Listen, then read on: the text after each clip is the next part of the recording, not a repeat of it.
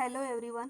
Today we will see ENA rule, that is effective atomic number rule, and we'll solve some examples based on it. So first off, see some information about this rule, effective atomic number rule, that is EAN rule. This rule is given by English chemist Neville V. Sidgwick. Effective atomic number is the total number of electrons in metal atom or ion plus the electrons gained from ligand. Means the number of electrons in metal atom and the electrons donated by ligand is known as the effective atomic number. Okay, this ENA is the atomic number of a noble gas, and the ENA obtained is the atomic number of noble gas. Therefore, ENA decides stability of coordination compound. If a coordination compound follow ENA rule, then it is stable. You all know noble gases are stable. So, if the complex follow ENA rule, that is attain the electronic configuration of noble gas, then it will be stable. Okay, so this is about the effective atomic number rule. Then how it is calculated, ENA rule, or first see the definition or formula for the ENA rule. ENA rule states that a metal ion continues to accept electrons pair till it attains the electronic configuration of the next noble gas. Thus, if ENA is equal to 18, that is atomic number of argon, 36, that is atomic number of krypton, 54, atomic number of xenon, or 86, that is atomic number of radon, then the ENA rule is obeyed. म्हणजे आता तुम्ही metal complexes बघितलेले आहेत आतापर्यंत. Coordination compound हा जो topic आपण study केला त्याच्यात तुम्ही कोऑर्डिनेशन स्ट्रक्चर्स किंवा कॉम्प्लेक्सेस कोणत्या टाईपचे असतात, कशी असतात ते बघितलेलं आहे. सेंट्रल मेटल ॲटम असतो, लिगँड्स असतात. ओके, मग ENA रूल काय सांगतो, तर सेंट्रल मेटल ॲटम हा इलेक्ट्रॉन ॲक्सेप्ट करतो. कोणाकडून? लिगँड्सकडून. कधीपर्यंत तो इलेक्ट्रॉन पेअर्स ॲक्सेप्ट करतो, तर त्याचं इलेक्ट्रॉनिक कॉन्फिगरेशन हे नेक्स्ट नोबेल गॅसच्या इलेक्ट्रॉनिक कॉन्फिगरेशनपर्यंत होईपर्यंत. ओके, म्हणजे त्याचा ॲटॉमिक नंबर जो आहे त्याच्यात किती अजून इलेक्ट्रॉन ॲड केले की त्याचा इलेक्ट्रॉनिक कॉन्फिगरेशन किंवा त्याचा ॲटॉमिक नंबर नोबेल गॅसच्या इलेक्ट्रॉनिक कॉन्फिगरेशन एवढं होईल तोपर्यंत तो काय करतो, इलेक्ट्रॉन पेअर ॲक्सेप्ट करतो. जेव्हा त्याचं इलेक्ट्रॉनिक कॉन्फिगरेशन नेक्स्ट नोबेल गॅसच्या इलेक्ट्रॉनिक कॉन्फिगरेशन एवढं होतं त्यावेळी तो इलेक्ट्रॉनिक किंवा इलेक्ट्रॉन्स ॲक्सेप्ट करत नाही. म्हणजे जे आता कॉम्प्लेक्सेस फॉर्म झालेले आहेत त्यांच्याबरोबर किती लिगँड्स कंबाईन होणार त्या मेटलसोबत ते कोण ठरवतं, ENA रूल ठरवतं, असं सायंटिस्टने सांगितलेलं होतं. So this is the ENA rule. I am repeating this rule. See, ENA rule states that a metal ion continues to accept electrons pair till it attains the electronic configuration of the next noble gas. आणि इथे Nobel गॅसचे electronic कॉन्फिगरेशनचा number दिलेला आहे बघा, किंवा atomic number दिलेला आहे.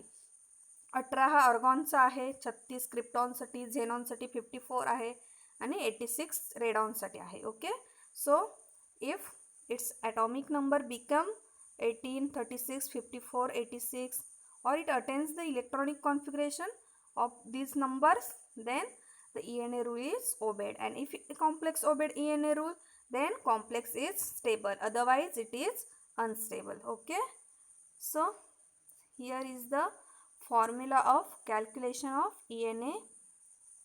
What is it?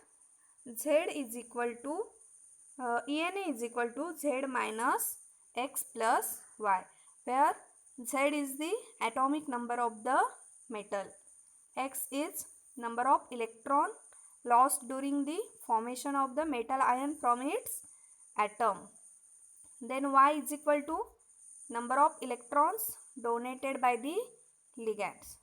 And here is the one example given, FeCN6 minus 4. You already know how to calculate the oxidation number.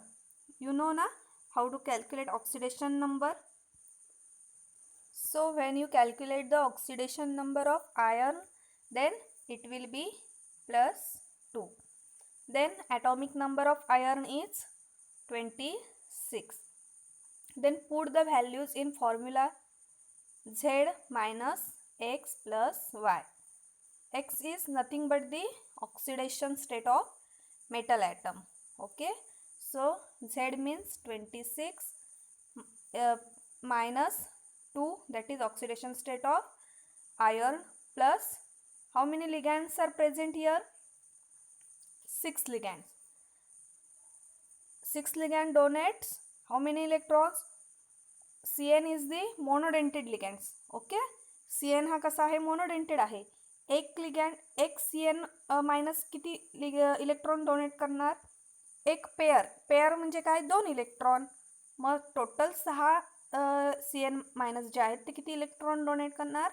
6 × 2. कारण एक लिगँड किती डोनेट करतोय? पेअर करतोय. पेअरमध्ये किती असतात? 2 इलेक्ट्रॉन, म्हणजे 6 × 2. And when you calculate this, it will become 36. So this complex will follow the ENA rule. अशा प्रकारे तुम्ही कॅल्क्युलेट करायचं आहे. एखादा कॉम्प्लेक्स ENA रूल ओबे करतं की नाही असं तुम्हाला क्वेश्चन विचारलेला असेल तर अशा प्रकारे तुम्ही फाइंड आउट करायचं आहे. Z minus X plus Y हे इझी आहे, किंवा तुम्ही मी नेक्स्ट एक्झाम्पल्स जे आहेत ना ते अशा प्रकारे घेतले आहेत बघा. हे पण सोपं आहे, ते पण सोपं आहे. बुकमध्ये तुमच्या अशा प्रकारे दाखवलेलं आहे Z minus X plus Y. मी इथे अशा प्रकारे लिहिलं आहे. असं पण सोपं वाटतं बघा. कोणती मेथड सोपी वाटते ती फॉलो करा. Okay, so second example is FeCO5. Oxidation state of iron calculate करा तुम्ही. ऑक्सिडेशन स्टेट कॅल्क्युलेट केला तर किती येणार? कशी करायची आधी ती ऑक्सिडेशन स्टेट? ऑलरेडी शिकवले तरी पण दाखवते. Feसाठी X प्लस आता CO कसलं लिगँड आहे? Monodentate, bidentate, neutral. कसं आहे ते? CO न्यूट्रल आहे, बरोबर ना. मग न्यूट्रलसाठी काय असतं? 0 × किती आहेत? CO5 आहेत, is equal to charge on the total charge on the complex. कॉम्प्लेक्सवरती चार्ज किती आहे? 0. मग काय येणार? X इज इक्वल टू 0, बरोबर ना. तर अशा प्रकारे तुम्ही आयरनची ऑक्सिडेशन स्टेट कॅल्क्युलेट करू शकता. So here oxidation state of iron is equal to 0. Now number of electrons in Fe. आता आयरनमध्ये इलेक्ट्रॉन्स किती आहेत? इलेक्ट्रॉन्स म्हणजेच काय असतं? ॲटॉमिक नंबर असतो, बरोबर ना. Atomic number is nothing but the total number of electrons present in that atom or total number of protons present in that atom. So atomic number is the number of electrons. So number of electrons in Fe is 26. Fe चा atomic number 26 आहे, म्हणून त्याच्याकडे असणारे electrons 26. Now number of electrons donated by 5 ligands. 5 carbonyl आहेत ना, मग त्यांनी किती इलेक्ट्रॉन डोनेट केले? 10 केले, कारण मोनोडेंटेड लिगँड आहे कार्बोनिल. हे CO हे कसं आहे लिगँड? मोनोडेंटेड आहे. आणि एक लिगँड किती इलेक्ट्रॉन डोनेट करतो? 2. मग 5 लिगँड किती इलेक्ट्रॉन डोनेट करणार? 10. Okay, next total electron around central metal atom. मग आता टोटल इलेक्ट्रॉन किती झाले? त्याच्या आधीचे किती आहेत? त्याच्याकडे 26 आहेत, बरोबर ना. प्लस त्याला लिगँड्सने किती दिले इलेक्ट्रॉन? 10. मग 26 प्लस 10 किती झाले? 36 बेरीज झाली, बरोबर ना. मग 36 हे काय आहे? नोबेल गॅसचा ॲटॉमिक नंबर आहे, बरोबर ना. म्हणून हे जे कॉम्प्लेक्स आहे ते काय करतं? It is following ENA rule and therefore it is stable complex. मग असं कॅल्क्युलेट करा, किंवा तुम्हाला पाहिजे असेल तर अशा प्रकारे कॅल्क्युलेट केलात तरी चालेल. हे पण इझी आहे, हे बुकमध्ये दाखवलेलं आहे, किंवा असं लिहिलात तरी चालतं. हे त्या फॉर्म्युलानुसार कसं येणार?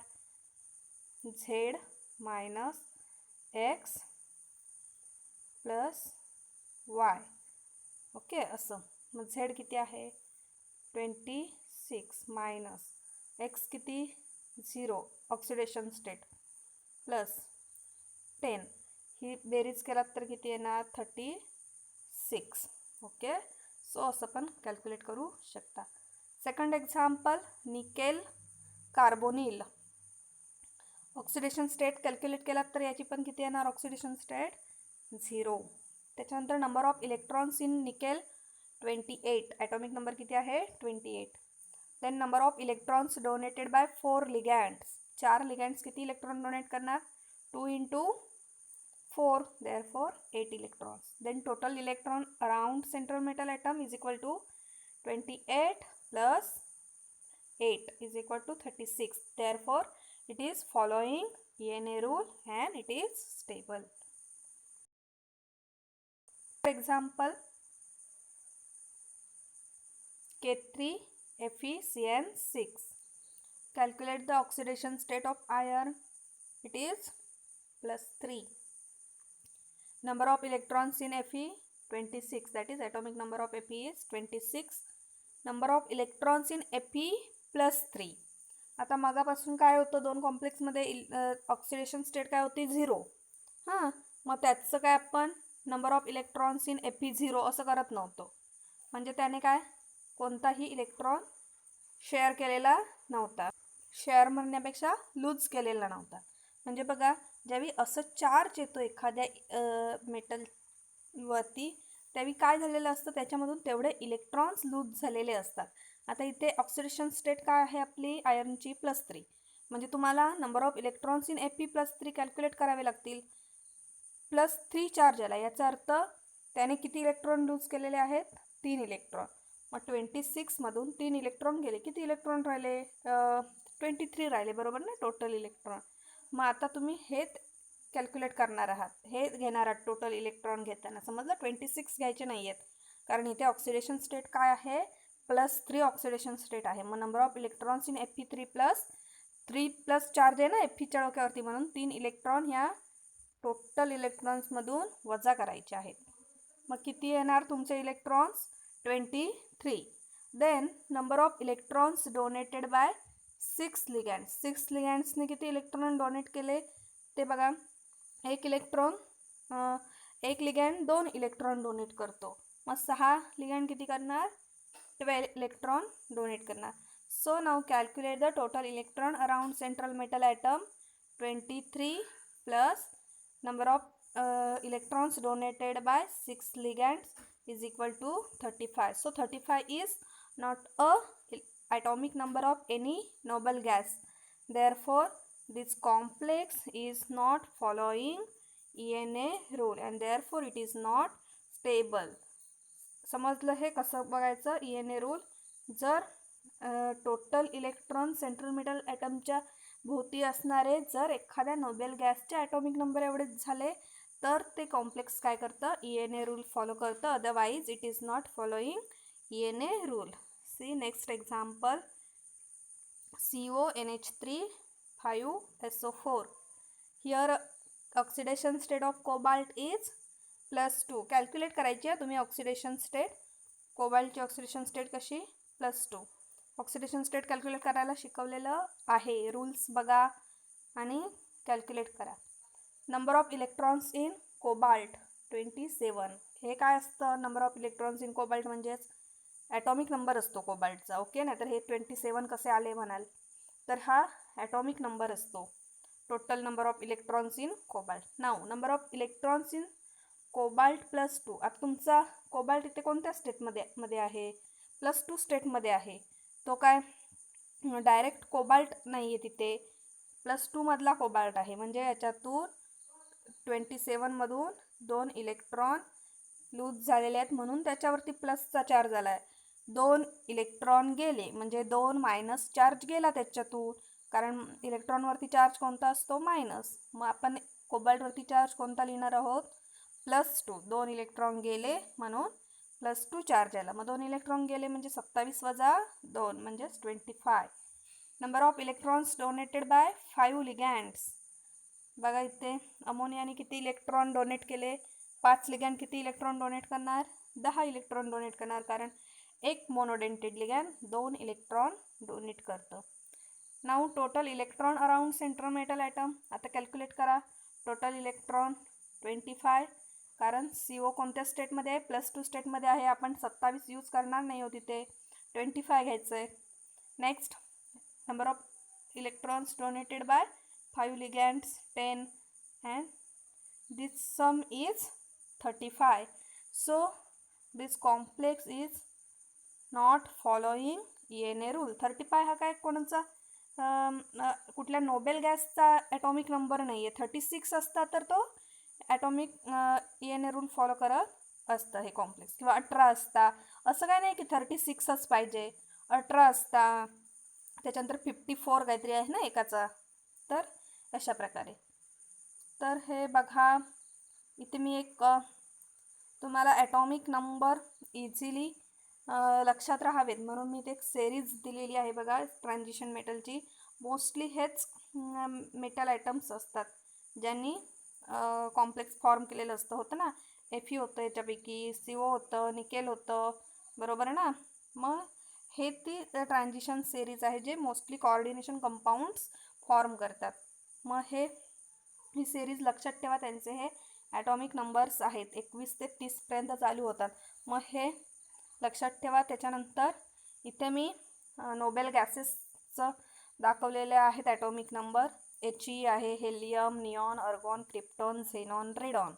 Okay, so see here 36 atomic number कुठल्या नोबेल गॅसचा आहे, हा क्रिप्टॉनचा. ओके, तर यापैकी जर इलेक्ट्रॉनची बेरीज, टोटल इलेक्ट्रॉन सेंट्रल मेटल होते अशा टाईपचे होत असतील 36, 54, 86, तर ते कॉम्प्लेक्स ENA रूल फॉलो करतं. मागापासून आपलं 36च आपण बघत होतो, म्हणजे काय 36च येतील असं नाही, काही कॉम्प्लेक्सेस 54 पण शो करतील.